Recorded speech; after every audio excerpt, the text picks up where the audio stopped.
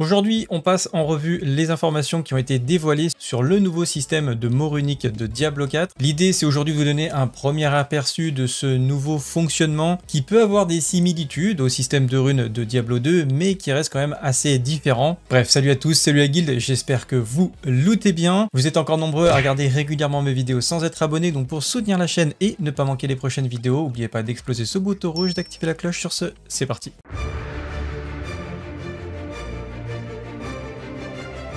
Donc comme je le disais, lors du dernier feu de camp, Blizzard nous a fait une révélation assez importante, ce qui était assez étonnant parce qu'ils avaient gardé le silence. On se doutait qu'il y avait un potentiel retour des runes puisque ça avait déjà été évoqué il y a quelques temps, mais ils avaient quand même réussi à nous cacher ça lors des différentes informations sur les mois précédents. Et du coup, durant ce livestream, ils ont dévoilé les premiers mécanismes et le fonctionnement des runes de manière assez simplifiée. Donc pour faire simple, vous allez avoir deux types de runes. Vous allez avoir des runes qui vont être des runes génératrices d'offrandes et vous allez avoir des runes d'effets. Donc ils vont apporter un effet, ça peut être un sort, ça peut être un effet divers comme des chances de coups critiques, etc. Les runes génératrices d'offrandes vont avoir des conditions pour pouvoir s'activer. Par exemple, celle-ci, vous allez générer 50 d'offrandes à chaque fois que vous parcourez 5 mètres. Et donc ça, c'est la partie haute de la rune, que vous allez fusionner avec la rune d'effet qui sera positionnée en bas. Et une fois donc que cette rune aura réalisé 10 itérations, et bien ça va débloquer l'effet de la rune Ja. Donc là, c'est la rune bac génératrice. Et donc la rune Ja, il va vous permettre de vous téléporter, donc le même sort que la sorcière, quand vous allez lancer votre esquive, et ça ne peut se produire que toutes les 2 secondes. On va regarder juste après plus en détail le fonctionnement des différentes runes et les différentes conditions et effets. Mais pour information, vous avez 3 types de qualités de runes, donc des bleus, des jaunes, des oranges. Rob avait présenté une vidéo où il avait quelques images comme ça, où on voyait que chez le joaillier, il était possible peut-être de fabriquer des runes. Est-ce qu'il faut d'abord dropper les runes pour ensuite les fusionner et les fabriquer comme on le fait par exemple avec les gemmes, c'est tout à fait possible. En tout cas, il y aura sûrement des possibilités de fabrication et d'amélioration chez le joaillier. Et ensuite, vous pourrez avoir que de morts uniques activés. Donc ça ne veut pas dire 2 runes. Donc du coup, c'est 4 runes, puisque pour faire un mort unique, il faut associer 2 runes. Ça fait que vous aurez un ensemble de 4 runes, donc 2 morts uniques sur votre personnage. Donc ça va prendre l'emplacement, je suppose, des gemmes. Donc par exemple sur vos jambières et votre plastron. Vous retrouverez évidemment l'article en description, donc il y a l'article d'explication, mais aussi la liste des runes qui a déjà été partagée par Wowed avec le data mining. Et donc on a déjà pas mal de runes à découvrir. Concernant les runes génératrices, il y en a quelques-unes qui me semblent évidemment beaucoup plus intéressantes que d'autres. Par exemple, la cire, gagner 25 d'offrandes, il faut simplement lancer la même compétence non canalisée 3 fois d'affilée. Donc par exemple, si vous avez une bonne vitesse d'attaque, vous utilisez des compétences de base ou des compétences principales, ça peut être très intéressant si vous enchaînez très rapidement les sorts. La rune Féo également pour gagner 1000 offrandes quand vous êtes blessé ou contrôlé par la foudre. Alors il y a un gros temps de recharge, mais ça peut être intéressant avec peut-être quelque chose de très défensif. En particulier pour le hardcore, ça peut être intéressant comme mécanique. Par exemple, vous pourriez éventuellement faire le combo avec Yom, et à ce moment-là, ça va lancer Pétrification, ce qui va étourdir tous les ennemis autour de vous. Donc du coup, ça vous ferait une sorte de mise en pause de tous les ennemis autour de vous et peut-être vous sauver la vie. La génératrice Lit aussi est pas mal puisque ça vous demande de rester seulement immobile 0,3 secondes et vous gagnez 25 d'offrande. Donc est-ce qu'on va stacker de l'offrande si on reste immobile en permanence ou est-ce qu'il faut s'arrêter puis repartir un peu puis s'arrêter?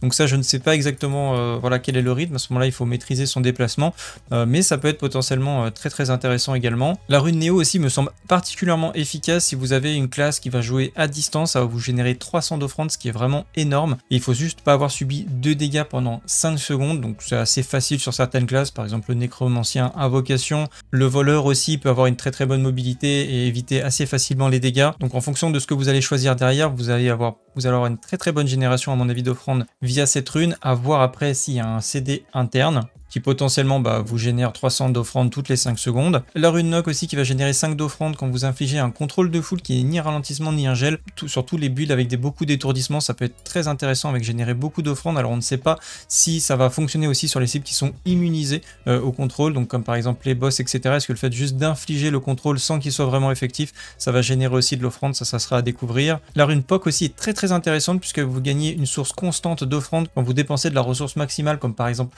un voleur qui qui va avoir vraiment une très grosse dépense de ressources, mais aussi une très bonne régénération, va se permettre de voir des combos de runes qu'on va voir juste après et générer donc du coup beaucoup de ressources. Pour tous les builds avec des compétences de base, on a la rune Tam, donc lancer une compétence de base non canalisée, donc ça va vous donner une grosse génération d'offrandes assez monstrueuse à mon avis, donc celle-ci elle est vraiment particulièrement puissante. Une autre qui peut être aussi intéressante, c'est la Xol, puisque ça vous demande d'évoquer la puissance d'une autre classe. Donc vous allez voir dans les runes à effet, on peut maintenant avoir des sorts d'autres classes comme la téléportation ou autre, et du coup en fonction de la fréquence que vous allez pouvoir générer avec un autre mot runique, peut-être que vous allez pouvoir activer assez facilement la rune Xol qui donne quand même 150 d'offrandes, donc ça peut être très performant. Et également la Yule qui va vous donner beaucoup d'offrandes quand vous utilisez une compétence à temps de recharge, et la Zan, pareil mais sur les compétences ultimes, donc 50 et 150, ça peut être énorme, puisqu'on sait avec le temps de recharge et toutes les améliorations avec le Shaco, avec le tempering, etc., on peut avoir assez facilement des compétences qui sont avec notre temps de recharge qui arrivent à 0 et qu'on peut spammer.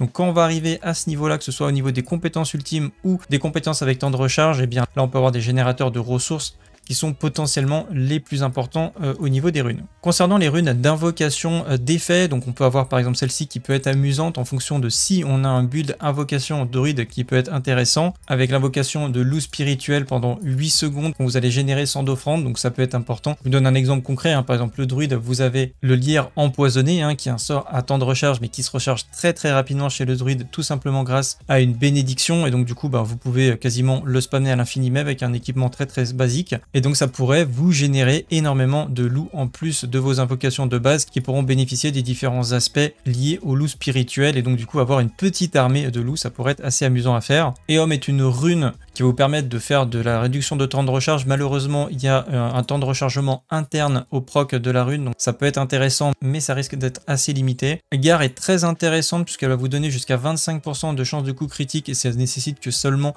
25 d'offrandes, ce qui me semble assez faible. Comme par exemple, on pourrait la mettre en combo avec POC qui permet de générer donc 2 d'offrandes quand vous dépensez 5% de votre ressource maximale. Donc avec des classes qui régénèrent et qui consomment énormément de ressources comme le voleur par exemple, je pense qu'on pourrait avoir assez facilement les chances de coup critique en permanence activées à 25%, tant que vous êtes en combat évidemment. Ensuite on va avoir des runes qui vont vous apporter des compétences, donc vous avez vu Ja qui est la rune de téléportation du sorcier, donc ça coûte assez cher, entre 500 et 800, on a 500-800 en général, c'est les runes qui offrent une compétence coûtent assez cher. Donc la téléportation du sorcier, une nouvelle compétence du Spirit Bond qui affiche des dégâts et qui attire les ennemis, également le cri provocateur du barbare, donc ça c'est extrêmement puissant puisque ça réduit les dégâts subis, donc pour toutes les classes potentiellement c'est assez énorme. Et aussi Loom qui va vous permettre de régénérer de la ressource, donc celle-ci la traduction semble pas être correcte, on n'a pas le nombre d'offrandes. Est-ce que c'est vraiment un de ressources primaires? Je ne pense pas, je pense que c'est un peu plus, surtout qu'il y a un CD de 1 seconde, donc ça me semblerait un peu ridicule. La rune maître qui va générer un sol profané du nécromancien pendant 3 secondes. Pour 150 offrandes, vous allez récupérer les sombres voiles du voleur, très intéressant également. La rune nerf vous donne avec 700 d'offrandes la dissimulation rebelle du voleur qui vous donne des chances d'esquive, de la vitesse de déplacement, l'effet imparable et furtivité, très sympa aussi. La rune Ono qui va invoquer des éclairs d'encens du druide et qui recherche et inflige des dégâts aux ennemis. La rune Cax qui nécessite 400 d'offrandes et qui va faire que votre prochaine compétence non basique dépense toutes vos ressources primaires pour infliger jusqu'à 100% de dégâts supplémentaires.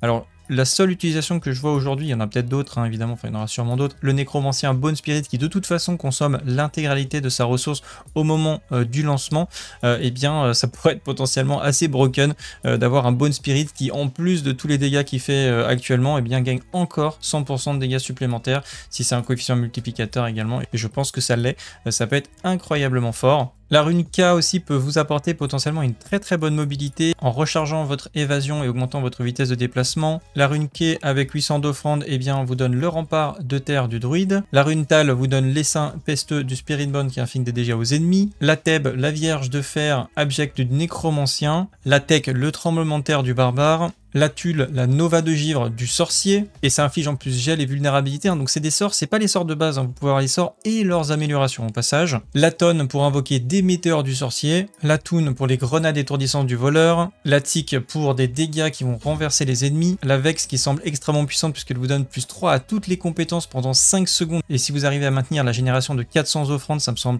incroyablement fort avec un complément de Shaco. Donc imaginez, vous avez plus 4 au Shaco, plus 3 à toutes les compétences via la Vex, et en plus on sait que maintenant que les compétences ultimes vont avoir des rangs, donc on peut avoir par exemple des builds autour de compétences ultimes à mon avis très performants grâce à ce combo.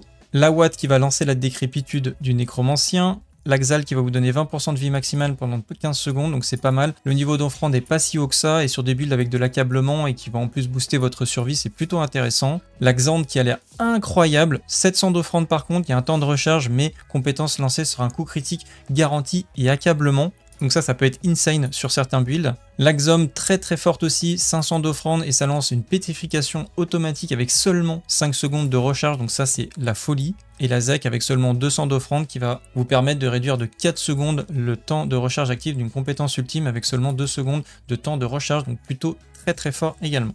Si vous êtes passionné et que vous voulez encore plus d'informations sur Diablo 4, n'hésitez pas de nous rejoindre sur le Discord. Je pense qu'on est un des Discord français autour de Diablo 4 les plus actifs. On est bientôt 10 000 sur le Discord. Donc merci beaucoup à tous ceux qui ont rejoint. Vous pourrez trouver un canal pour faire vos invocations, du trading, des forums de classe pour poser toutes vos questions. On a déjà le Sacred Spirit qui commence un petit peu à faire parler de lui d'ailleurs sur le Discord.